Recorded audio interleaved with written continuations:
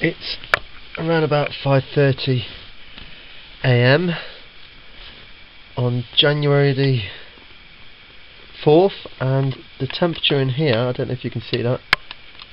Oh, no, you can't. Hang on. Oh, you can't see it. But anyway, it's around about 8 degrees. There we go, you can see. Just there. There we go. Inside this tent, which you can't see. I don't think you can see it very well. No. And this is where I am. And it's cold outside. I've not got the heating on. And you might be asking at this point, why? Why have I not got the heating on? Well, it's my night off from work, and I got up late. And there really is no point putting the heating on when there's just you in the house, and I'm going to be going back to bed anyway soon. Well, in fact, no, I am back in bed, inside my tent. And so, this is the real difficult period now, where it's cold and your hands are cold all the time, and all you want to do is get back under the covers. So what I did was put the tent up in the spare room, and since the beginning of December been sleeping inside the tent. Bit crazy, I know. And I plan to sleep in here when I'm not working, ouch, until about February, because that's just what I'm like, a little bit crazy. Let's see how it goes. It's actually warmer in here than it is downstairs. Online it was saying it was 4 degrees outside, so to be 8 degrees inside the tent, bonus. Okay, I'm making the video to remind myself that this project of reducing my energy consumption by 50% is not just in the nice warm weather, it's in winter. And being inside a room that is near freezing, it's not far off freezing, it's between 4 and 8 degrees at the moment, centigrade. And it's a reminder that there are plenty of people in the world, and even in this country, who can't afford to put the heating on, and for them being cold isn't a choice, it's a reality. So here in the middle of winter, I'm lying inside a tent inside my house, try and keep warm and not put the heating on. It's really hard, and I know that given the choice I would be having the heating on, but there are, as I said, plenty of people who don't have that choice. Oh, I think I'm being joined by someone. Not even the cat's coming into the tent. Well, having spent the night once again in the tent, it's actually surprisingly quite warm. It's now 11 degrees, so much more warmer than being outside in the real world, in the bedroom. So looks like it'll be the tent for a little while yet. Oh, let's see how long we can last. Oh, time for a cuppa. So there's been lots of ways I've been trying to save energy over the months, and we're into January now, and I work nights, so it means I'm home during the daylight hours, which stays light at the moment till around about 4 o'clock in the afternoon.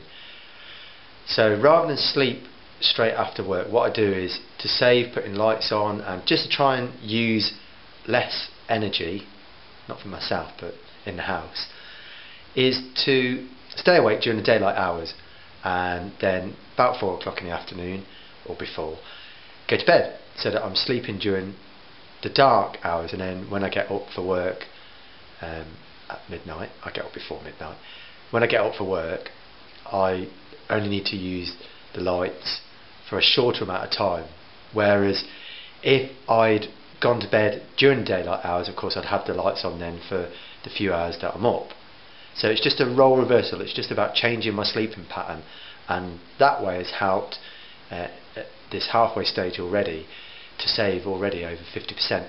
And another way I've just thought of is I'm on holiday next week, and so what I've done, I've joined the local library. There we go.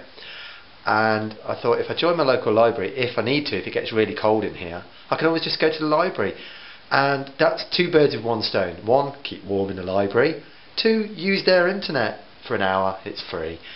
And secondly, of course, I could be reading books and increasing my knowledge, hopefully, but also it's supporting a valuable local service, and so it's supporting local libraries, so twofold.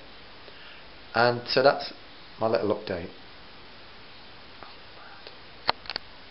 Okay, not sure you can actually see that, but the boiler says it's 8 degrees and the thermometer says it's 6. We are at the end of January, and I tell you what, I'm at the end of my tether, because the challenge has been not to switch the heating on if I can help it, and by heck it ain't half cold. And this week it's been freezing cold all week. It's so cold, so I get in to the house and it's like 6 degrees in here, and so I keep my fleece on from work, and my feet, even with my shoes on, are cold inside the house. So the only place that's warm is to get into the bed. So down here is my cat, and he is waiting for me. Dylan, hello. Yeah, he's waiting for me to go to bed because we both keep warm in bed. It's been quite unbearable, and when you're inside and your hands are cold and your nose is cold, I know what my tolerance level is. It's 10 degrees. Once it hits 10 degrees or lower, it starts to get really unbearable, so much so that you do just want to go to bed. So it's 12:30 in the afternoon, and because I work nights, I sleep during the day. I've decided to go to bed just because it's the only place that's warm. Now I know I could just easily put the fire on, make it warm. Where would the fun in that be?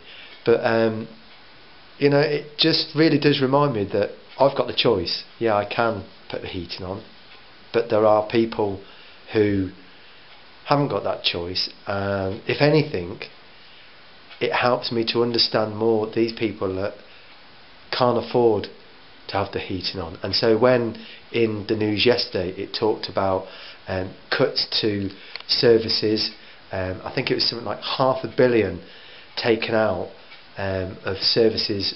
I think it's something to do with services for care for elderly people. That it reminds me that, you know, day centres for elderly people rely on these services because they can't afford to have the heating on all the time. And so it kind of just this winter gives me a little feel, and it's not a pleasant feel, to understand what it's like to be cold. And I think I'm starting to shiver a little bit here, so I'm going to go.